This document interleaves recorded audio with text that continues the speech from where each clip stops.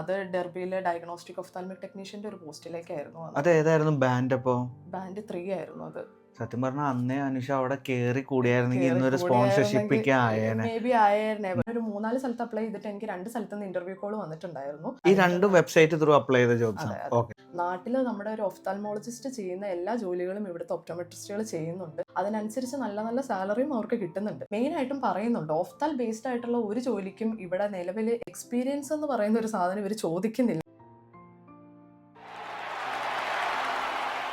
Hi friends, അബീസുകയുടെ പുതിയ വീഡിയോയിലോട്ട് എല്ലാവർക്കും സ്വാഗതം. അപ്പോൾ ഇന്ന് നമ്മൾ ചെയ്യാൻ പോണ ഒരു ഇൻഫോർമേറ്റീവ് വീഡിയോ ആണ് കേട്ടോ. UK എങ്ങനെ ഒപ്റ്റോമെട്രിസ്റ്റ് ആയിട്ട് നമുക്ക് വർക്ക് ചെയ്യാം, അല്ലെങ്കിൽ ആ ഫീൽഡ് റിലേറ്റഡ് ആയിട്ട് എങ്ങനെ നമുക്ക് UK ഒരു ജോലി കരസ്ഥമാക്കാം എന്നുള്ളതിനെ പറ്റി ഒരു വീഡിയോ ആണ്. അപ്പോൾ നമ്മുടെ ഒപ്പം ഇരിക്കുന്ന ആൾ കഴിഞ്ഞ 6 മാസമായിട്ട് ആ ഫീൽഡിലാണ് വർക്ക് ചെയ്യണത്. ജസ്റ്റ് ഒന്ന് ഇൻട്രൊഡ്യൂസ് ചെയ്യുക. എൻ്റെ പേര് അനുഷ. ഞാൻ സ്റ്റുഡൻ്റായിട്ട് ഇവിടെ വന്നതാണ്. സാൽഫോർഡ് യൂണിവേഴ്സിറ്റിയിലാണ് പഠിച്ചത്. ഞാൻ MSc പബ്ലിക് ഹെൽത്ത് ആണ് അവിടെ ചെയ്തത്. പക്ഷെ നാട്ടിൽ ബാച്ചിലേഴ്സ് ഓഫ് ഒപ്റ്റോമെട്രി അതാണ് കഴിഞ്ഞത്. അത് കഴിഞ്ഞിട്ട് ഇവിടെ കെയർ ഹോമിൽ പാർട്ട് ടൈം ആയിട്ടാണ് ജോലി ചെയ്തത്. നമുക്ക് 20 hours ആണല്ലോ വർക്ക് ചെയ്യാൻ പറ്റുള്ളൂ സ്റ്റുഡൻ്റായിട്ട്. അപ്പം ആ ഒരു ടൈമിൽ ഞാനൊരു ഏജൻസിയിൽ ജോയിൻ ചെയ്ത് അവിടെ കെയർ ഹോമിൽ ആഴ്ചയിൽ 2 ദിവസം വെച്ച് ഇങ്ങനെ പൊയ്ക്കൊണ്ടിരിക്കുമായിരുന്നു. അപ്പം എങ്ങനെയെങ്കിലും ഒപ്റ്റോമെട്രി ബേസ്ഡ് ആയിട്ടുള്ള ഒരു ജോലി കിട്ടണം എന്നെനിക്കുണ്ടായിരുന്നു.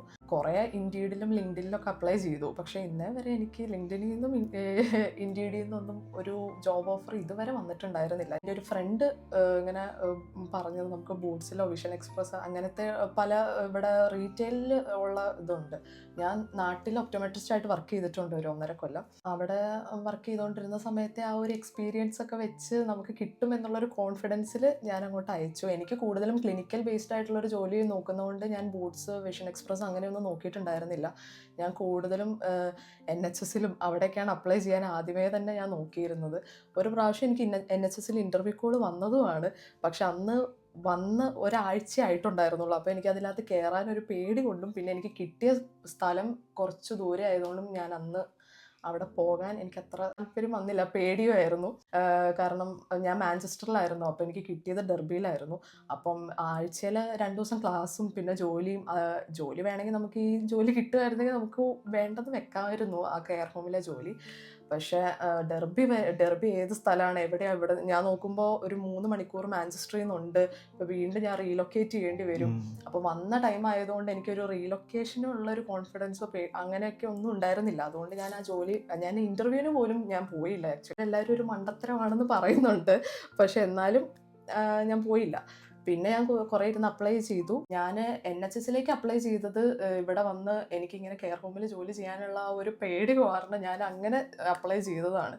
അപ്പം ചെയ്ത് കഴിഞ്ഞ് എനിക്കൊരു 2 ആഴ്ച കഴിഞ്ഞപ്പോൾ തന്നെ എനിക്കൊരു ഇൻ്റർവ്യൂ കോൾ വന്നായിരുന്നു.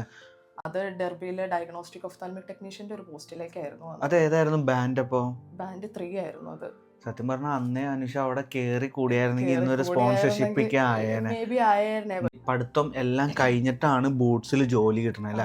ഈ ബൂട്ട്സിൽ ജോലി കിട്ടിയത് ഏത് പ്ലാറ്റ്ഫോമിൽ നിന്നാണ്? ഈ വെബ്സൈറ്റുകൾ, ഈ പറയുന്ന ബൂട്ട്സ്, വിഷൻ എക്സ്പ്രസ്, സ്പെക്സേവേഴ്സ്, ഇവരുടെ എല്ലാം സൈറ്റിൽ വരുന്ന ജോബ് ഓഫറുകളെല്ലാം ഇൻഡീഡിലും ലിങ്ക്ഡിനിലും എല്ലാം വരും. പക്ഷേ എനിക്ക് തോന്നുന്നത് ഞാൻ അതിലൊക്കെ അപ്ലൈ ചെയ്തിട്ടും എനിക്ക് ഇന്നേ വരെ അവിടെ നിന്നൊന്നും ഒരു കോൾ പോലും വന്നിട്ടില്ല. അപ്പം എനിക്ക് കിട്ടിയത് എങ്ങനെയാണെന്ന് വെച്ച് കഴിഞ്ഞാൽ ഇതിൻ്റെ ബൂട്ട്സിൻ്റെ ഒഫീഷ്യൽ സൈറ്റിൽ പോയിട്ട് ചെയ്തതുകൊണ്ടാണ് എനിക്ക് കിട്ടിയെന്നാണ് ഞാൻ ഇപ്പോഴും. കാരണം ഞാനൊരു 3-4 സ്ഥലത്ത് അപ്ലൈ ചെയ്തിട്ട് എനിക്ക് 2 സ്ഥലത്ത് നിന്ന് ഇൻ്റർവ്യൂ കോൾ വന്നിട്ടുണ്ടായിരുന്നു. ക്രൂയിലും വന്നിട്ടുണ്ടായിരുന്നു, ഇപ്പോൾ വാരിങ്ടണിലും വന്നിട്ടുണ്ടായിരുന്നു. 2 സ്ഥലത്ത് ഇൻ്റർവ്യൂ അറ്റൻഡ് ചെയ്യുകയും ചെയ്തു. ഈ 2 വെബ്സൈറ്റ് ത്രൂ അപ്ലൈ ചെയ്ത ജോബ്സ് ആണ്. ഓക്കെ. ഒരു ഒപ്റ്റോമെട്രി കഴിഞ്ഞിട്ട് ഇവിടെ വരുന്ന ഒരാൾക്ക് അറിയാം, ഒപ്റ്റോമെട്രിസ്റ്റ് ആവുക എന്ന് പറഞ്ഞു കഴിഞ്ഞാൽ അത് നല്ല ബുദ്ധിമുട്ടുള്ളൊരു കാര്യമാണ്. നമുക്ക് GOCയിൽ രജിസ്റ്റേർഡ് ആവണം. ആ GOCയുടെ പ്രോസസ്സിങ്ങും കാര്യങ്ങളും നമ്മൾ ആ കോമ്പിറ്റൻസി എല്ലാം മീറ്റ് ചെയ്യുകയാണെങ്കിൽ നമുക്ക് ഒരുപാട് സമയം വേണം. നമ്മൾ IELTS തൊട്ട് ഒത്തിരി പ്രീ റെജ് എല്ലാ ഇൻ്റർവ്യൂ ഒരുപാട് കടമ്പ കഴിഞ്ഞ് കഴിഞ്ഞാൽ നമുക്ക് ഒത്തിരി വർഷം കഴിഞ്ഞിട്ടാണ് നമുക്ക് GOCയിൽ രജിസ്ട്രേഷൻ കിട്ടുന്നത്. പക്ഷെ അങ്ങനെ കിട്ടുന്നവരുണ്ടെങ്കിൽ അത് വളരെ നല്ല കാര്യം. കാരണം ഇവിടെ ഒപ്റ്റോമെട്രി എന്ന് പറഞ്ഞാൽ അത്രയും നല്ല സ്കോപ്പുള്ള ഒരു പ്രൊഫഷനാണെന്ന് നമുക്ക് ഇവിടെ വന്നു കഴിയുമ്പോഴാണ് മനസ്സിലാവുന്നത്. നാട്ടിൽ നമ്മുടെ ഒരു ഒഫ്താൽമോളജിസ്റ്റ് ചെയ്യുന്ന എല്ലാ ജോലികളും ഇവിടുത്തെ ഒപ്റ്റോമെട്രിസ്റ്റുകൾ ചെയ്യുന്നുണ്ട്. അതിനനുസരിച്ച് നല്ല നല്ല സാലറിയും അവർക്ക് കിട്ടുന്നുണ്ട്. പക്ഷേ ഇവിടെ നമ്മളിവിടെ വന്ന ഒരു സ്റ്റുഡൻ്റായിട്ട് വരുന്ന ഒരാൾക്ക്, നാട്ടിൽ ഒപ്റ്റോമെട്രി ബാക്ക്ഗ്രൗണ്ട് ഉള്ള ഒരാൾക്ക് എന്താണെങ്കിലും ഇവിടെ പെട്ടെന്ന് വന്ന് നമുക്കൊരു GOC രജിസ്ട്രേഷൻ എടുത്ത് നമുക്കൊരു ഇത് കിട്ടില്ല. അപ്പോൾ നമ്മൾ അറ്റ്ലീസ്റ്റ് നമ്മൾ അതിനുമായിട്ട് റിലേറ്റ് ചെയ്യുന്ന ഒരു പ്രൊഫഷനിലെങ്കിലും ഒന്ന് കയറണമെന്നുണ്ടെങ്കിൽ നമുക്ക് അപ്ലൈ ചെയ്യാൻ പറ്റുന്ന ഒരു ആകെയുള്ള ഒരു പ്രൊഫഷൻ ഈ ഒഫ്താൽമിക് അസിസ്റ്റൻറ്റ് അല്ലെങ്കിൽ ഒഫ്താൽമിക് ടെക്നീഷ്യൻ എന്നൊക്കെ പറയുന്ന ഈ പോസ്റ്റിലേക്കൊക്കെയാണ് നമുക്ക് ആകെ അപ്ലൈ ചെയ്യാൻ പറ്റത്തുള്ളൂ നമ്മുടെ ഇപ്പോഴത്തെ ഒരു ക്വാളിഫിക്കേഷൻ വെച്ചിട്ട്. പിന്നെ ഇതിന്റെ ഇന്റർവ്യൂ ക്വസ്റ്റ്യൻസ് പോയപ്പം എങ്ങനെയായിരുന്നു? ഒരു പ്രാക്ടിക്കൽ ബേസ്ഡ് ആയിരുന്നോ, തിയറി ബേസ്ഡ് ആയിരുന്നോ, എങ്ങനെയായിരുന്നു ക്വസ്റ്റ്യൻസ്? അപ്പോൾ ഇവിടെ ഞാൻ കണ്ടുവരുന്നത് എന്താണെന്ന് വെച്ച് കഴിഞ്ഞാൽ ഇവിടെ NHSലാണെങ്കിലും അല്ലെങ്കിൽ ബൂട്ട്സിൽ ഇങ്ങനത്തെ റീറ്റെയിൽ ഇതിലൊക്കെ ആണെങ്കിലും അവർ മെയിനായിട്ടും പറയുന്നുണ്ട് ഓഫ്താൽ ബേസ്ഡ് ആയിട്ടുള്ള ഒരു ജോലിക്കും ഇവിടെ നിലവിൽ എക്സ്പീരിയൻസ് എന്ന് പറയുന്ന ഒരു സാധനം ഇവർ ചോദിക്കുന്നില്ല. പ്രീവിയസ് എക്സ്പീരിയൻസോ അല്ലെങ്കിൽ ഒഫ്താൽമിക് നോളേജ് എല്ലാം എസെൻഷ്യൽ ക്രൈറ്റീരിയയുടെ അണ്ടറിലല്ല വരുന്നത്, എല്ലാം ഡിസൈറബിൾ ക്രൈറ്റീരിയയുടെ അണ്ടറിലാണ് വരുന്നത്. വേണമെങ്കിൽ, അതായത് ഇതുണ്ടെങ്കിൽ നല്ലത്, അങ്ങനെ ഒരു ഇതൊന്നും വേണമെന്ന് നിർബന്ധമില്ല.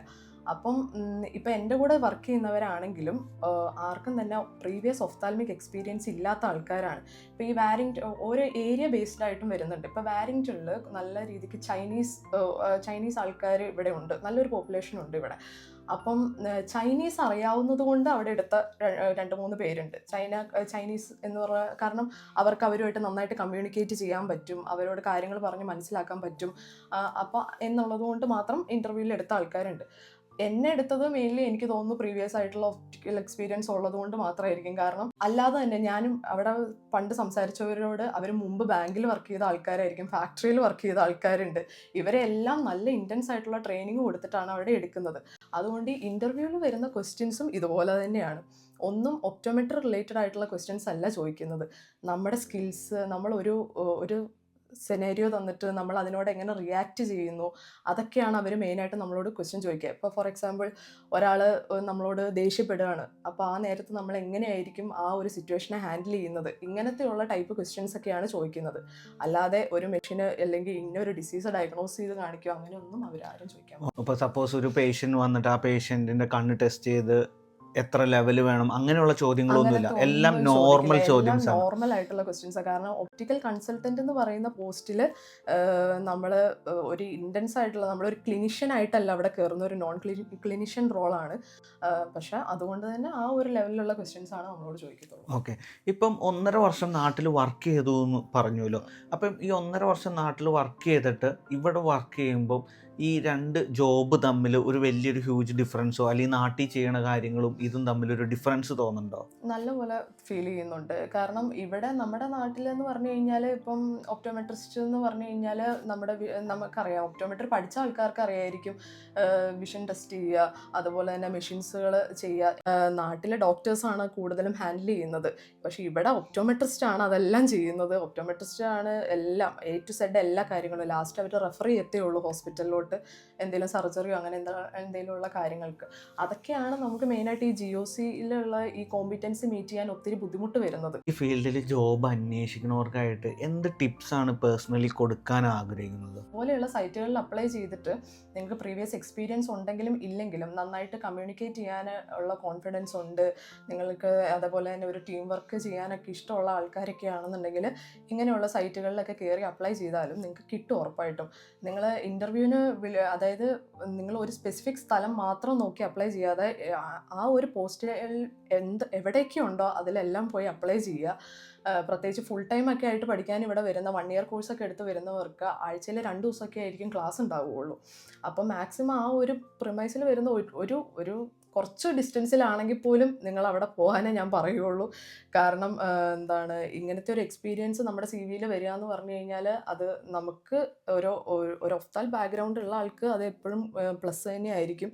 കാരണം കെയർ ഹോമിൽ വർക്ക് ചെയ്താലും നമുക്ക് വേണ്ടത്ര സ്കില്ലുകളൊക്കെ കിട്ടും. ഞാൻ ഇല്ലെന്ന് പറയുന്നില്ല, കാരണം ഇവിടെ വന്നിട്ട് ഞാൻ ആദ്യം ചെയ്ത ജോബ് കെയർ ഹോമിലെ ജോബ് തന്നെയാണ്. അപ്പോൾ ആ സമയത്ത് അവിടുന്ന് കിട്ടിയ സ്കില്ലുകളും ഞാൻ ഇൻ്റർവ്യൂവിൻ്റെ സമയത്ത് പറഞ്ഞിട്ടുണ്ടായിരുന്നു. കാരണം നമുക്ക് ഒരു പേഷ്യൻ്റ് വന്നാലോ അല്ലെങ്കിൽ അവരുടെ റിലേറ്റീവ്സിനോടൊക്കെയോ എങ്ങനെയൊക്കെ നമ്മൾ സംസാരിക്കണം എന്നുള്ളതൊക്കെ കെയർ ഹോമിൽ നിന്ന് കിട്ടിയ സ്കില്ല് എന്ന് തന്നെയാണ് ഞാൻ പറഞ്ഞിട്ടുള്ളത്. അതേപോലെ നാട്ടിൽ നിന്നും അത് 2 ഹൈലൈറ്റ് ചെയ്ത് തന്നെ സംസാരിക്കണം. ഇവിടെ ആരും നമ്മൾ എത്ര മാത്രം പഠിച്ചിട്ടുണ്ടെന്നോ എക്സ്പീരിയൻസ് ഉണ്ടെന്നോ ഉള്ളതൊന്നും അല്ല ഇവിടെ നോക്കുന്നത്, നമുക്ക് എത്രത്തോളം സ്കില്ലുണ്ടെന്നാണ് ഇവിടെ ടെസ്റ്റ് ചെയ്യുന്നതെന്നാണ് എനിക്ക് ഫീൽ ചെയ്തേക്കുന്നത്. അപ്പം 3 വർഷം എന്ന് പറയുമ്പോൾ നിങ്ങൾ നോക്കി ഏകദേശം 40 അല്ലല്ലോ, 50 ലക്ഷം രൂപയുടെ അടുത്തുള്ള കോഴ്സാണ് ഇവർ ഫ്രീ ആയിട്ട്. അത് തന്നെയല്ല കേട്ടോ, ഈ ഒരു ജോബ് ഇപ്പം നിങ്ങൾക്കറിയാം, ഇവിടെ പല്ല്, കണ്ണ്, മൂക്ക്, ഈ 3 സംഭവം പ്രൈവറ്റിലേക്ക് ജോലി കിട്ടുവാണെങ്കിൽ, ഇപ്പം എനിക്ക് പേഴ്സണലി അറിയാവുന്ന ഒരു ലേഡി ഉണ്ട്. പുള്ളിക്കാരത്തിയുടെ സാലറി എന്ന് പറയുന്നത് പെർ അവർ 46 പൗണ്ടൊക്കെയാണ് പ്രൈവറ്റിൽ പറയണത്. അപ്പം എന്തും എക്സ്പീരിയൻസ്ഡ് ആവുക. ഈ ജോലിയുടെ ഗുണം എന്താണെന്ന് വെച്ച് കഴിഞ്ഞാൽ ഒരേ വർഷം കൂടുമ്പോൾ നമുക്ക് സാലറി ഹൈക്കും വരും, അങ്ങനെയുള്ള സംഭവങ്ങളൊക്കെ അതെ, ഇല്ലേ. അതെ.